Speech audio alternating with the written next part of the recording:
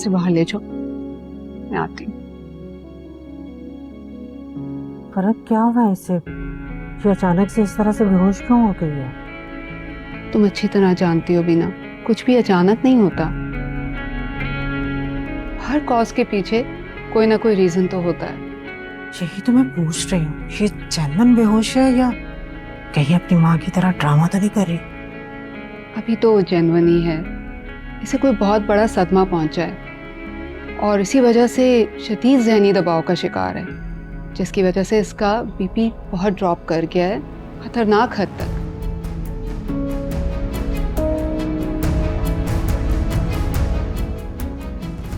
एक बात और बीना, मुझे लगता है कि तुम दादी बनने वाली हो। क्या? ये जो तुम कह रही हो पूरे यकीन के साथ कह रही हो? कैसा है? देखो, अभी कुछ यकीन के साथ तो नहीं कह सकती, लेकिन डॉक्टर होने के नाते इतना आइडिया तो हो जाता है। पर तुम इसे मेरे पास क्लिनिक में ले आओ, इसको मैं अच्छे से एग्जामिन कर लूंगी, इसके कुछ टेस्ट भी हो जाएंगे तो सारी पिक्चर क्लियर हो जाएगी। हाँ, इसे तुम्हारी क्लिनिक लेकर आती हूँ शाम को, अच्छे से चेकअप कर लेना इसको। इधर आओ मेरे पास। बाहर जाकर ये बात मिली तो और हमारे साहब को तो बिल्कुल भी नहीं बतानी। अरे ऐसी बातें जब तक कंफर्म ना हो जाएं तो करनी भी नहीं चाहिए। इसीलिए कह रहे और इसीलिए मैंने तुम्हें बुलाया था। मुझे पता है तुम मेरी दोस्त हो, हमेशा तुम मेरा ही साथ देती हो। ऑफ कोर्स, ये भी कोई कहने की बात है। अच्छा, अभी मैंने इसे इंजेक्शन दे दिया है, थोड़ी देर में इसे होश आ जाएगा। बस तुम इसे मेरे क्लिनिक जरूर ले आना। हाँ, ले आओ।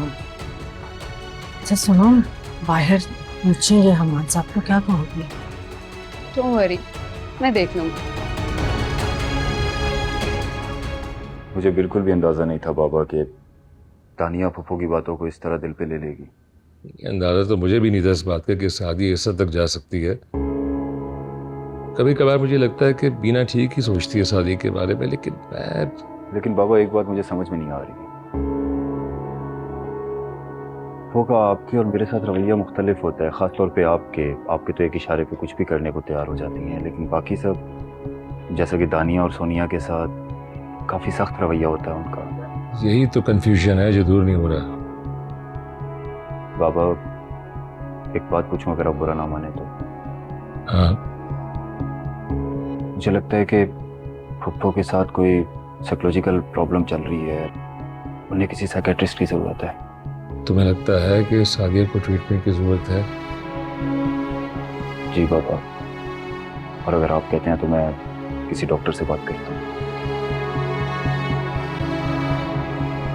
भरत आंटी, क्या हुआ दानिया को? कैसी है अब वो? बेटा, कोई इतनी परेशानी की बात नहीं है, बस उसका ब्लड प्रेशर लो हो गया था।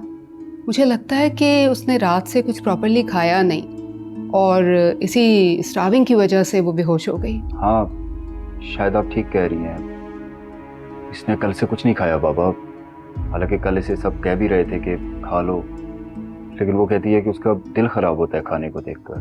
इनफैक्ट उसे तो खाने की स्मेल भी बुरी लग रही थी। ऐसी कोई बात नहीं बेटा, कभी कभी ऐसा हो जाता है। बस शाम को मैंने उसे अपने क्लिनिक बुलाया है तो सारे टेस्ट हो जाएंगे, आप सबकी तसल्ली भी हो जाएगी।